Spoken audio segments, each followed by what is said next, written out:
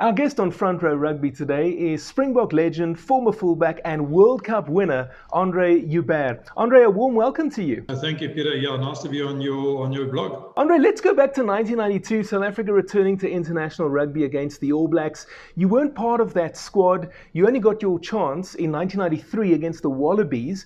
How frustrating was that for you? Yeah, it was a frustrating period. During that period, I actually had quite a few injuries. I actually played my first Springbok game in 1989, and subsequently after that, I went through a few injuries, and I picked up one major groin injury. While in those days we still played trials, and having it at Loftus, as I was taking a penalty kick, I tore my groin muscle. So I was out for 6 months, and obviously it was a long period for rehab and all that. So eventually I got back after 1992 and back, and in 1993 I was back on the tour to Australia.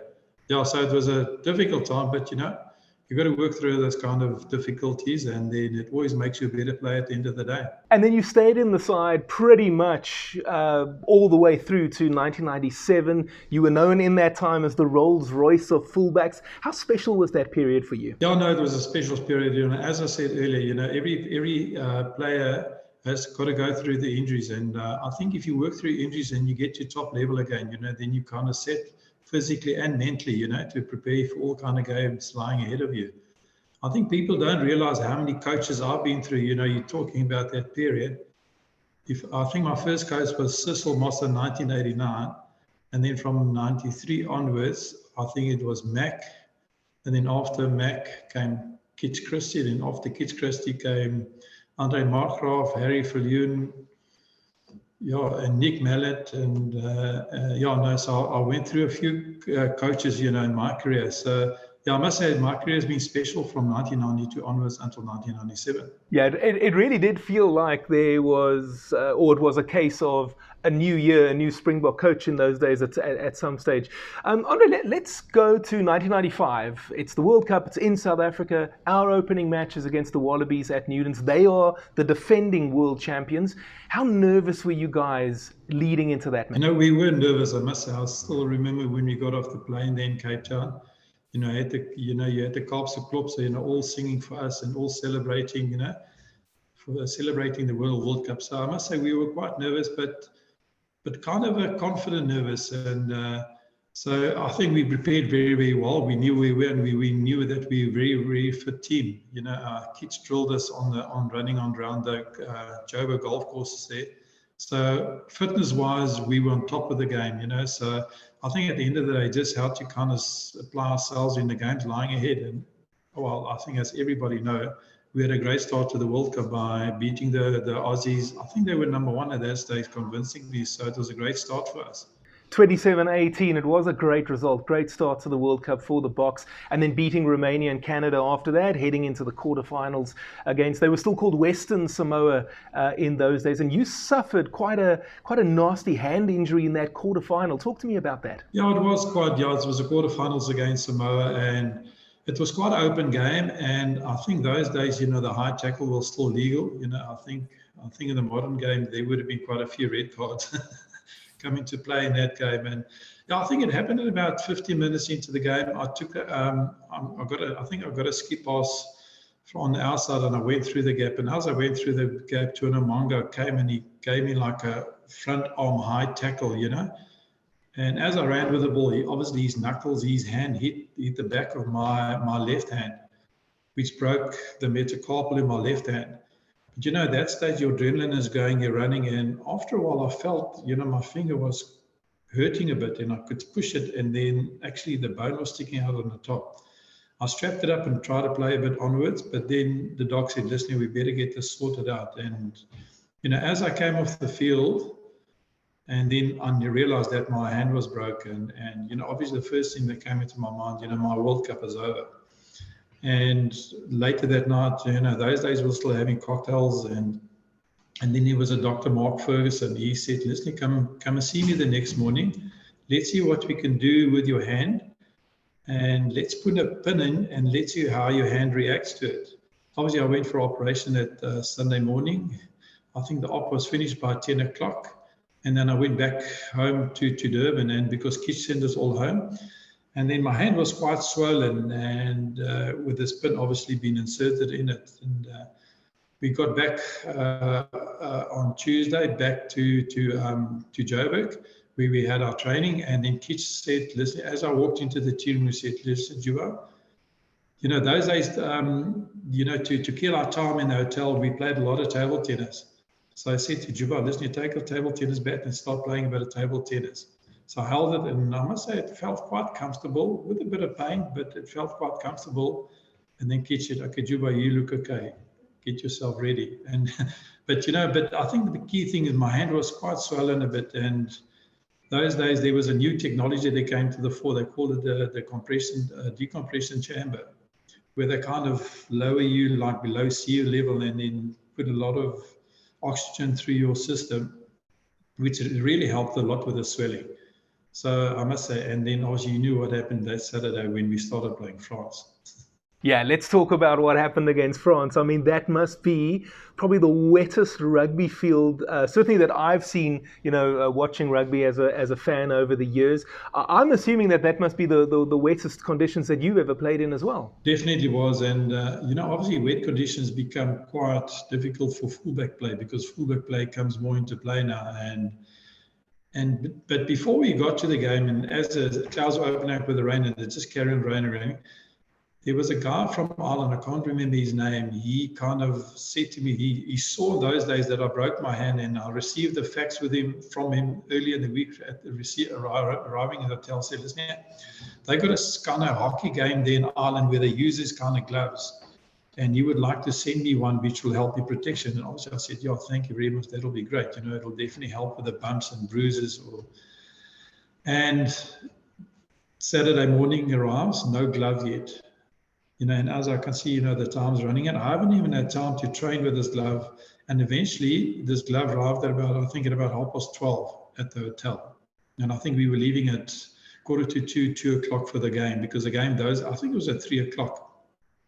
So eventually this glove arrived, and then I fitted it on, and it fitted like a real glove, as as you would say, and it was perfectly fit. And as you know, the game was delayed, I think, by an hour and a half. But, the guards are looking on to us, and we managed to pull that game off. And, while we're playing the game, and I remember in the first up and under, it was Thierry Lecroix and Philippe Seller, on the first up and under. As I took the ball, the first thing they do, they didn't go for the ball. They just gone for my fingers just to try and pull it back and say, listen, we want the ball. So I said, well, if you want the ball that desperately, you can have it, But luckily it went our way, as I said earlier. The guards are looking onto us. They managed to pull that game off and gone through to the finals. For sure. I'm quite interested in that story, because I think that from our point of view as fans watching back in 1995, the impression was always that the glove was part of the medical rehabilitation. So I suppose that if you had asked any of us, we would have been thinking, Andre just received the glove probably on the Monday ahead of the test match. So that's very interesting. I think in a way, because it was such a major injury, but I knew I was at risk, and also putting my team at risk. So, every bit of help with, like, in terms of a glove did help, with the bumps against the hand. And it definitely gave me a bit more confidence, fielding the ball and passing the ball, and obviously to do some tackles. And it definitely certainly did give me a bit of confidence. But, it's amazing how strong the mind can be once you're given a second opportunity, how strong the mind can be over the matter. And, it really went our way. And that's why I keep on telling youngsters, it's not about the physicality at the end of the day, but it's all about the mind, how strong your mind is. And it's amazing how your mind can adapt to situations and make you really pull out some extraordinary events. Absolutely. Now, in the week leading up to the final, as you well will remember, the media talk was all about Jonah Lomu. I'm interested to know, within the Springbok camp, how many discussions actually took place, particularly about Lomu? Look, Jonah Lomu was an unbelievable player. I think worldwide, especially in that days, he was a top player, he was in top form. And I think every team feared him in some kind of way. But I think we were quite confident, because at that stage we actually had the best defensive record, because none of the big runners have ever scored against South African rugby. And I think South African rugby has always been known for their defence. And at that stage, Jonah Lomu has never scored a try against South Africa. And even after the World Cup, he's never ever scored a try. So I think we had that kind of confidence that our defence was properly secured. And but I think also we had it worked out that every ball or every play was around Jonah Lomu, and we knew. And Kitch was just very clever in that way. Say, listen, Jonah is going to receive the ball either the first phase or second phase, and we just had to kind of had him to to cover him, and that's where he had Hughes and Mark Andrews just kind of ran that line and always made sure he didn't had any momentum picking up, because once he starts picking up momentum, then he can be devastating and destructive. But Hughes and Mark managed to stop him within 1 yard, and there was no momentum, which I think put the All Blacks on a bit of back foot, so they didn't have the front momentum. So that kind of was a bit of a disruption to the game plan. Andre, it's interesting because obviously at the time it's about adrenaline and it's nerves, and I remember watching it as a little boy, and we were all sitting on the edges of our seats. But now, many years later, I've watched that match back, the final, quite a few times, and it's my opinion that the Springboks were actually quite comfortable in that match. To me, it looked like we were, I wouldn't necessarily say in control at all times, but it never really looked like we were second best on the day. I'm interested to know from you, how did you experience, how did it actually feel to you on the day in that situation? Peter, when you come to finals, I think your defense is one of your best defensive mechanisms. And as I said earlier, our defense was excellent, and we knew we had Jonah Lomu covered. And I think what helped us is that we played as a team. I think where the All Blacks were played around Jonah Lomu all the time, and we knew that we eliminate Jonah Lomu, that'll put them on a bit of back foot. And I think they were a bit, when it did happen, I think they were a bit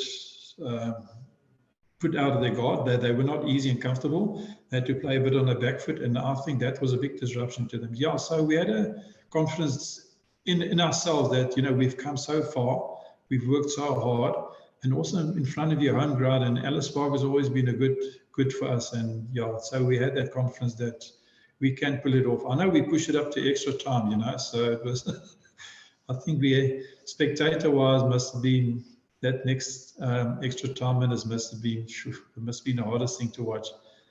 But, as I said earlier on, I think we were very, very blessed, and yeah, we managed to pull off a great win for South Africa. Something else that was brewing at the time was rugby being on the verge of moving from an amateur era into a professional one.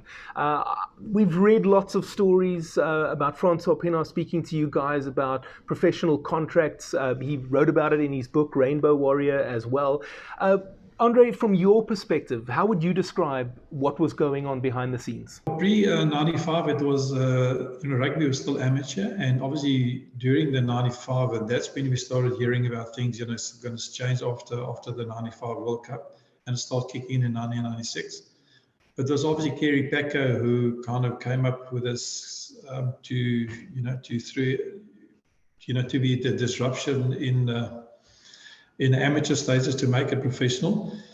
And yeah, we heard so many things, and at the end of the day, it was quite difficult because I think Kerry Packer approached a lot of our provincial teams, and then we were on the side of Louis Late, who was part of the Murdoch setup. So it was quite a split camp. And I must say, after national or after being a training with the Springboks, when we arrived back at the Sharks back then, there was kind of a split camp because the Sharks wanted us to join them, but then we obviously were kind of forced to stay with relays. So there was quite a bit of difficulty during the training sessions, and yeah, it was a very, very difficult period. And but as the game had to turn professional, then it was still semi-professional, and as you know, it's gone now fully professional. Those semi-professional days was quite a big adaptation, so you don't know what to expect, what to do.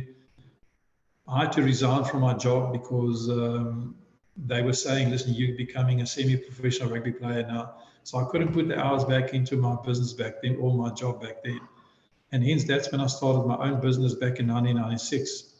And I realized, listen, I've got to start something now.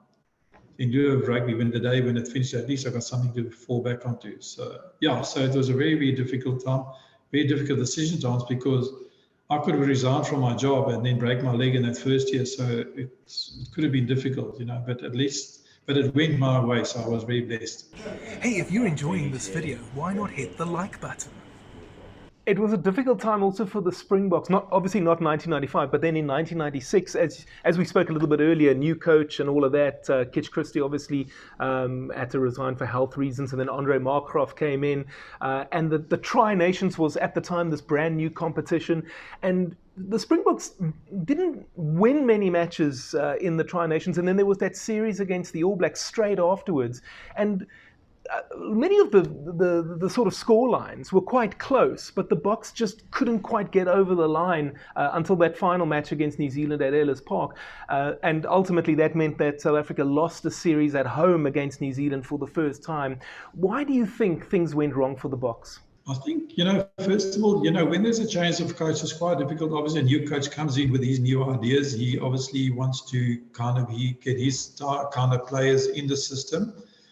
And you remember the relationship between a coach and players gets built over time. I think a coach can't just move in and kind of stamp down his kind of authority and his game plan. So I think in the beginning, a coach has just got to feel the players. And back then, I think that was one of the reasons, because of a new coach. So it's a new environment, new kind of game plan. And also, if you can look at the 1995 World Cup, there was quite a few older players in the system. I think I was the oldest actually. And post the 95 World Cup, those days we still had to play club rugby and provincial rugby. So we were never managed. I think a lot of injuries also stepped in. So a lot of key players were injured during that series. And I think that also had a huge impact on the result at the end of the day.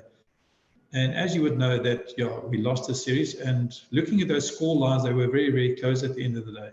But I think that was always the thing between New Zealand and South Africa in that series when they toured here. Everything was very, very close, but at least we pulled off the last win at Ellis Park again. So managed to pull it off 2-1, to lose by 2-1. At least ending on a high. So Andre, straight after that, there was a tour, 2 tests in Argentina, 2 against France, and then wrapping up the year in Wales. And of course, the bombshell was Andre Markgraaff dropping Francois Pienaar.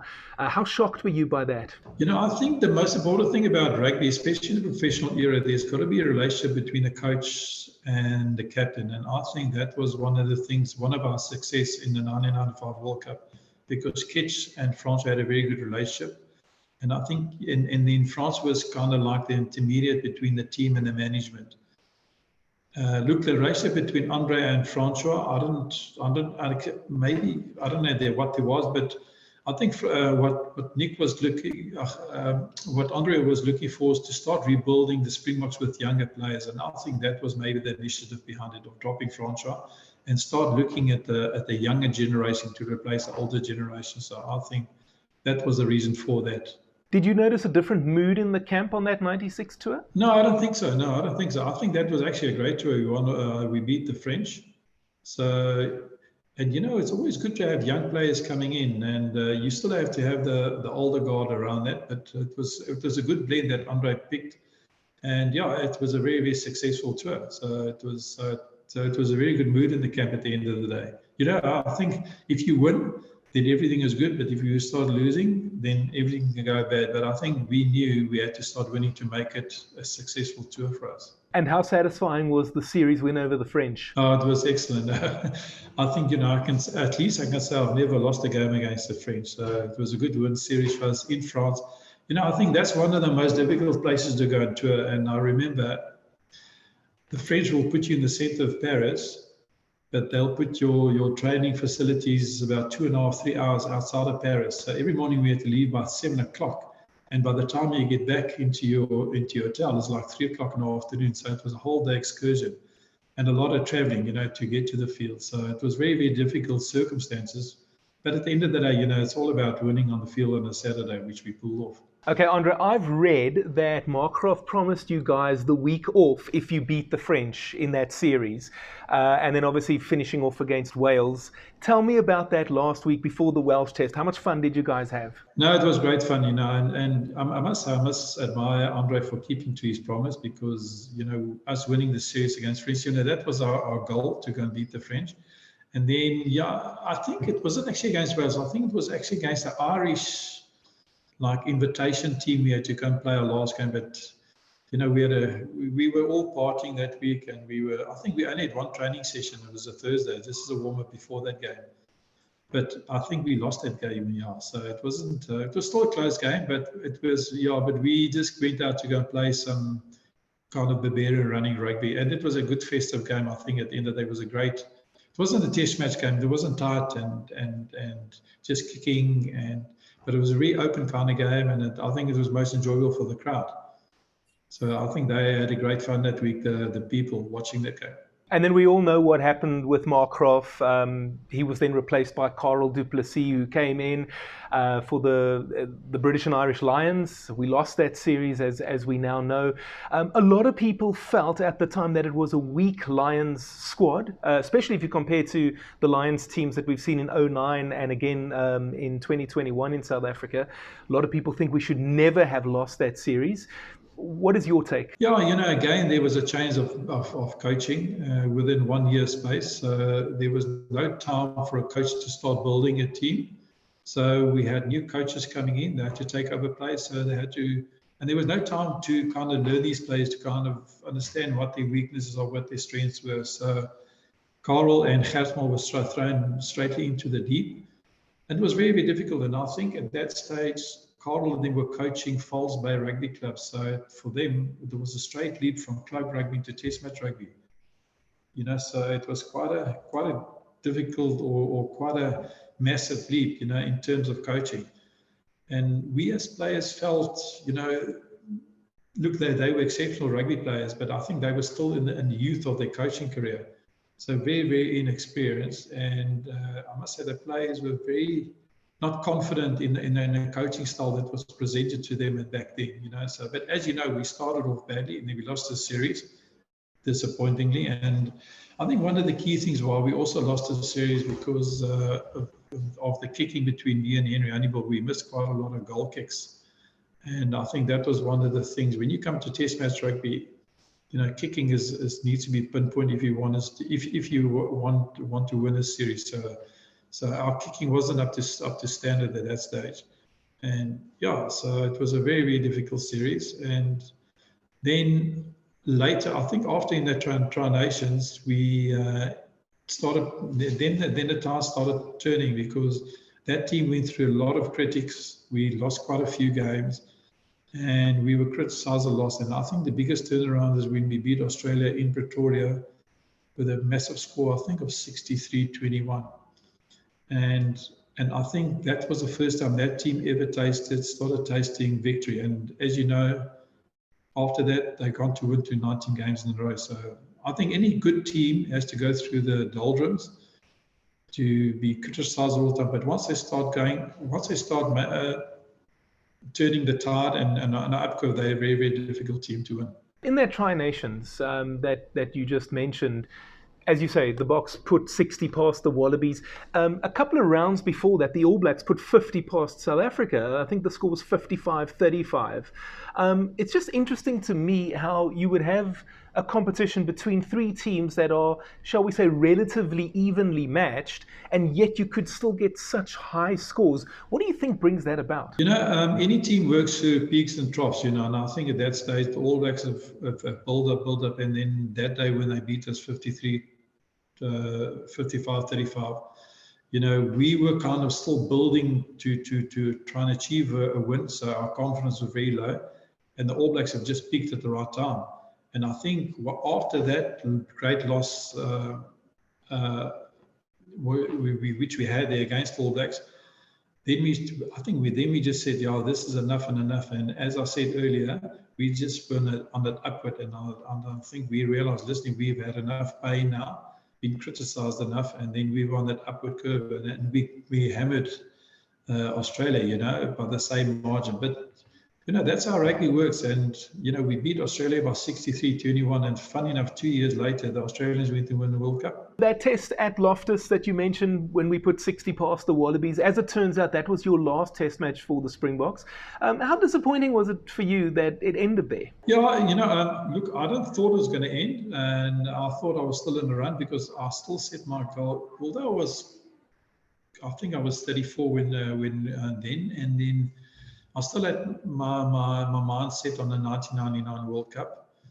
But I was battling that stage with a right knee injury, which was kind of slowing me down. It was hampering me quite a bit.